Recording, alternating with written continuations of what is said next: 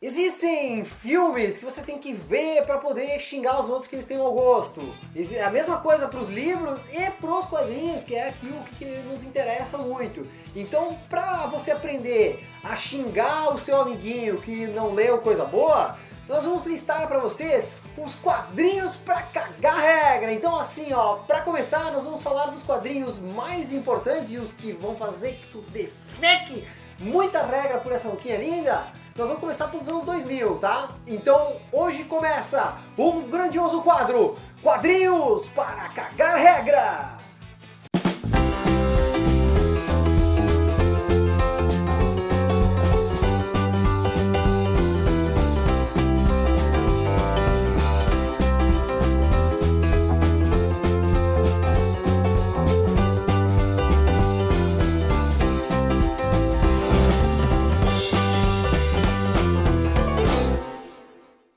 Nós vamos fazer sempre esse quadro aqui dividido em duas partes. Sempre é por década. Nós vamos começar pelos anos 2000 e vamos ir retrocedendo. Nós vamos vale salientar que é de 2000 pra cá. É, isso aí. Pode ter coisas de 2010, isso, por exemplo, né? Mas então, é de 2000, anos 2000 pra cá. Tem algumas coisas que começaram em 99, mas 99 já é anos 2000, né? Já diria Chico Xavier. Errou! Começando! Primeiro quadrinho, Christian Farias, ele que é fã do Neil Gaiman e ele gosta muito do Bill Willigan, porque é Bill Willigan, porque ele fez muita coisa, ele deu continuidade a muita coisa do Neil Gaiman, né? Não, bom, eu vou falar de Fábulas. Por que eu vou falar dessa série? É uma série que, pra começar, ela chamou a atenção de todo mundo, porque mexia com contos, esses contos que todo mundo conhece, então era muito acessível. Ao mesmo tempo, ela aborda de uma forma que desde criança até adulto pode se interessar pelaquela história, porque tem confrontos, tem brigas, as fábulas elas saem da cidade das fábulas e elas vão morar no meio de uma cidade normal, né, junto com pessoas e tal, só que ao mesmo tempo eles continuam tendo a vida deles lá, com aqueles costumes deles, enfim. Tem um traidor, tem um vilão principal ali, que depois se revela logo no primeiro arco, assim, já é sobre isso, e isso que é o mais legal, que vai ter, são de arcos, então assim, ó, primeiro tem essa história que tem um grande vilão, e aí depois tem um plot twist que tu descobre, oh meu Deus, por quê? Porque todas essas histórias envolvem personagens que por mais que ele não tenha aparecido ainda, a gente conhece. Por quê? Porque a gente conhece as fábulas, né? Ou deveria conhecer, se tem uma criança que talvez... né? E que agora tem infância. Galinha pintadinha. Mas enfim. Então, e é muito bem desenhado, muito bem escrito, envolve características de cada um dos personagens, então, sabe, o Pinóquio, etc. A gente já sabe características dele, então tem reviravoltas que envolvem essas características que a gente já conhece prévios, então. E disputou vários Eisner, ganhou prêmios e tal, então uma série fantástica, acabou faz pouco tempo aqui no Brasil. Ainda sai algumas coisas, mas é spin-off. Isso, exatamente, que é aquelas mais belas, né, tal. Teve vários spin-offs, é muito bacana, é divertido, é bem interessante, eu acho que vale muito. Então, Fábulas, que é da Vertigo. Exatamente. O Fábio mesmo é um grande fã de Superman, então um dos quadrinhos que são mais respeitados desse grande personagem é Grandes Astros Superman. Inclusive é um dos únicos quadrinhos em que o Grant Morrison escreveu e a galera pode entender. Exatamente. Será? Olha, é duvidoso, mas assim, eu acho que assim como o Alan Moore fez lá o Supremo, ele pega várias etapas do Superman, faz uma grande homenagem, muito bem costurada, né? Com uma história que tem algo... O Superman vai morrer. Exatamente. Desde o início tu sabe que ele vai morrer. Ele tem que deixar um legado, ele tem que resolver o mundo antes de ir embora. E tem coisas fantásticas, tipo encontrar outros kryptonianos. A própria lance, ele retoma a Fortaleza de Solidão com aquela chave gigante. Eu diria que o Grant Morrison fez uma poesia da morte do Superman. Que é poético aquilo, é cheio de... Então, assim, é poesia, às vezes não roteiro poético, assim, porque é cheio de brincadeira, às vezes tem aquela brincadeira com Hércules, que eles disputam a Lois e tal. Ulisses. Errei por nós. Com Ulisses, que eles disputam a Lois e tal. Mas, por exemplo, a arte é cheia de coisas assim, grandiosos. Frank Whiteley. Ele Frank brinca, Whiteley desenhando. ele brinca com Jamie Olsen. Tem É, aquele quadrinho exato. daquela menina que vai se matar, e ele vai lá. Isso aí várias vezes aí na internet colocado. Isso aí é o pessoal sempre põe a legenda embaixo assim, ó, Zack Snyder, isso é o Superman. Isso é o Superman. Isso é entender o Superman e fazer ele direito, né? E tem no final também uma coisa muito incrível, que é quando o Lex Luthor ganha os poderes do Superman. Exato. E ele faz, e ele olha assim, nossa, então tu enxerga assim, tu vê tudo, ele consegue ver do microscópico até o macroscópico. Cara. E aí ele entende o porquê do Superman ser um cara, tipo assim, do jeito que ele era, assim, ele fala, meu Deus, era assim que tu viu, né? Ah, é genial. Sim, tem Puxa vida. uma quebra e faz sentido, né? Faz muito, é sensacional. Isso. E ele morre no final. E ele, mano. Mas não é spoiler, né? Tranquilo.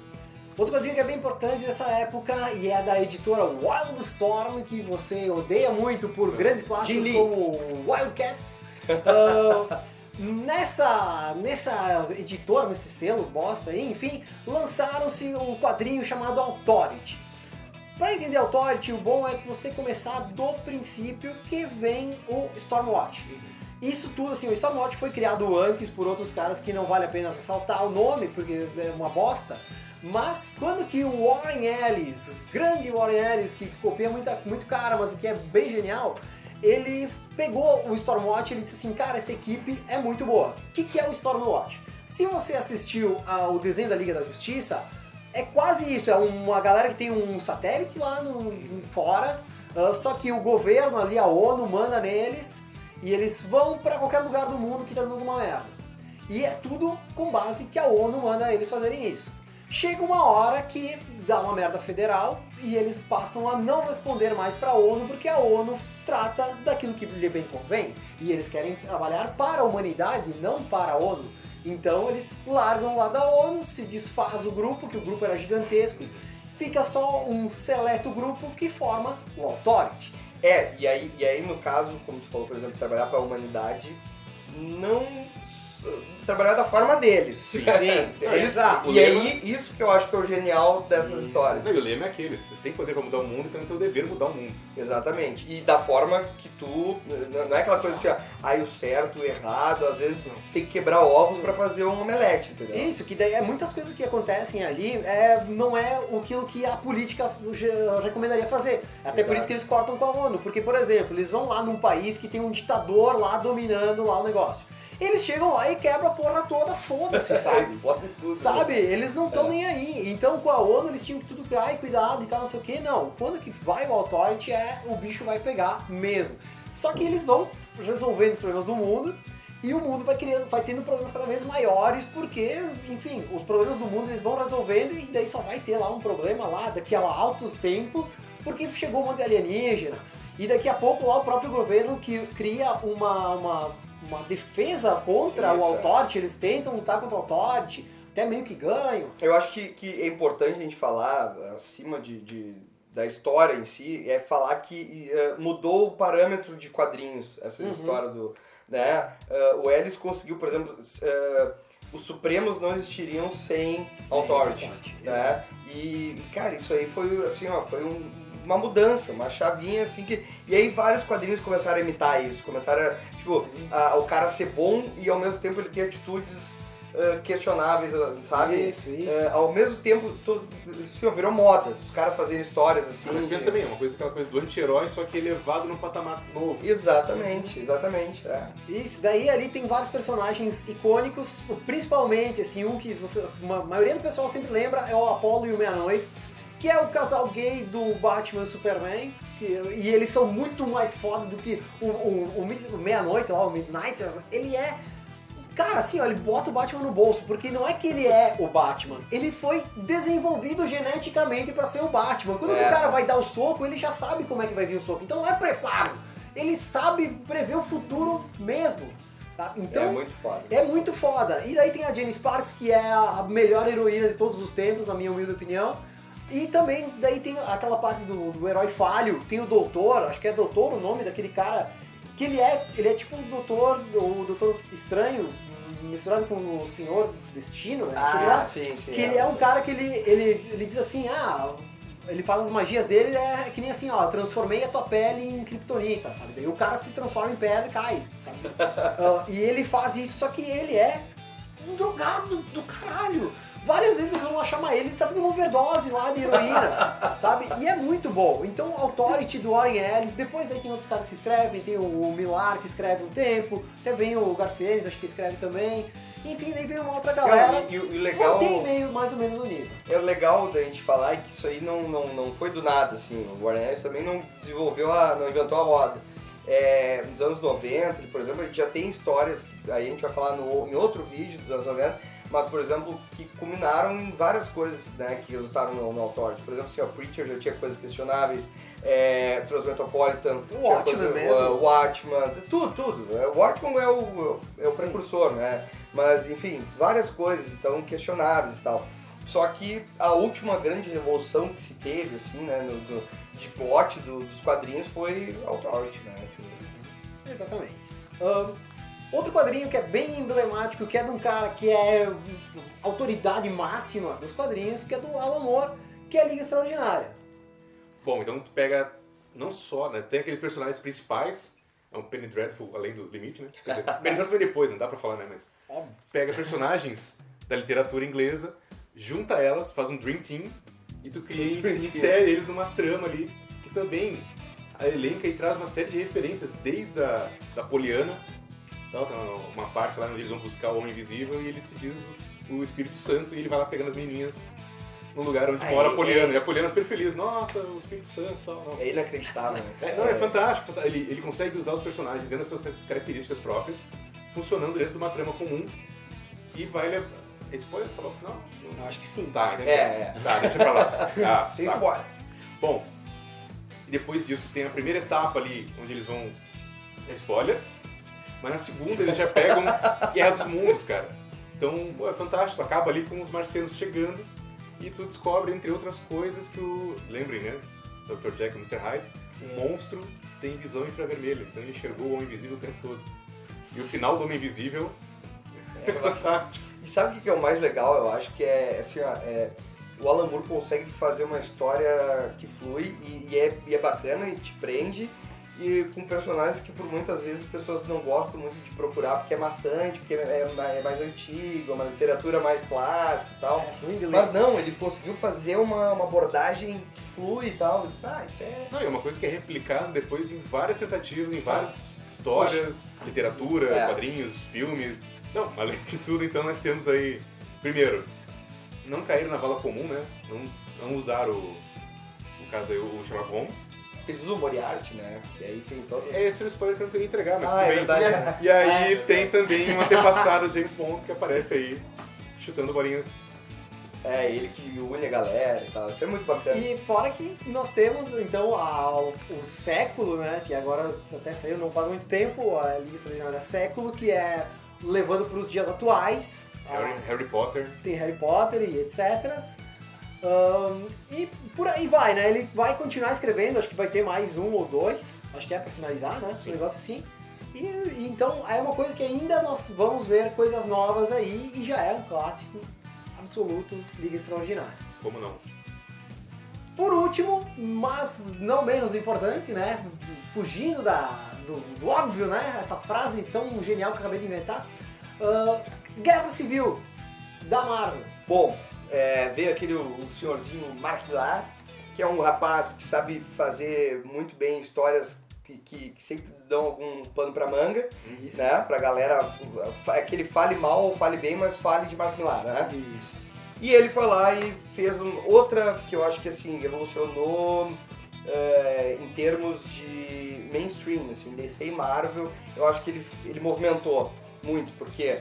Porque ele lançou a Guerra Civil, que nada mais é do que um embate de ideias entre duas facções dentro da própria Marvel, onde não existe certo e errado. Existe quem apoia uma ideia e quem apoia a outra ideia. Existem republicanos e democratas. Exatamente. Não, e eu acho isso legal porque, cara, o que eu vi de discussão de gente, assim, de debate, coisa, que na verdade não é pra chegar a lugar nenhum, porque tu tem uma ideia, eu tenho outra, mas não quer dizer que a tua seja errada ou a minha seja certa e tal, mas isso eu achei genial e ele conseguiu fomentar isso com quadrinho mainstream e eu acho que esse foi o grande, sabe, o pote total, assim, do Millar, que foi É um a debate grande, político. é a né? grande saga topzera da balada da Marvel, sabe? Não tem uma nesse nível aí. Acho que aí eu você vai preciso dizer, explicar a história, porque a galera já saiu até um Sim. filme, né? A galera Não, mas sabe. calma. mas Mas o ela- filme também é o mesmo caso da Liga Extraordinária. É. Não Não tem a essência Não do... tem o palímetro. Por exemplo, o estopim na HQ é um grande acidente que acontece, né? Acidente é dizer que acidente os aviões batem na Torre Gêmea. Exatamente. O magrão lá, o Nitro, se explode lutando contra os moleques de boss que queriam ser super-herói. É. E eles estavam se gravando, então tava passando ao vivo na TV. Era no até um YouTube. reality show, É, né? Era um Um reality show dos Novos Guerreiros. Ficava e daí, perto de um colégio e tal, então teve morte de criança. de... 200 crianças morreram na explosão. Sabe? Exatamente. E daí, cara, daí eles foram regularizar os super-heróis, toda aquela história lá que mais ou menos eles fizeram um tiquinho assim lá no filme, né? Mas enfim, que era regularizar os heróis, todos eles passam a trabalhar pro governo. Capitão América não quis isso, até porque ele já teve suas brigas com o governo anteriormente, ele sabe que governo é uma bosta, né? Você que vai servir o exército, parabéns, você vai servir a alguém que vai cagar uma regra federal e tu vai ter que ir lá e morrer por causa de um porco que vai estar lá no governo fazendo um monte de bobagem. Não, Enfim. é assim, ó. Assim como o Fábio estava falando antes de Grandes Astros, Superman, e que ele até lembrou do Supremo, eu quero lembrar pra quem curtiu Guerra Civil e o plot de Guerra Civil, The Boys do Garfiennes, que também tem uma pegada de questionar os super-heróis, né? E, enfim. Mas é bem diferente. É, bem diferente. Mas é igual, mas é diferente. Isso aí. Bom, pessoal, isso aqui foi a primeira parte. Então, agora, semana que vem, a outra, um dia dessa vida, vai ter a segunda parte. Então, até a próxima.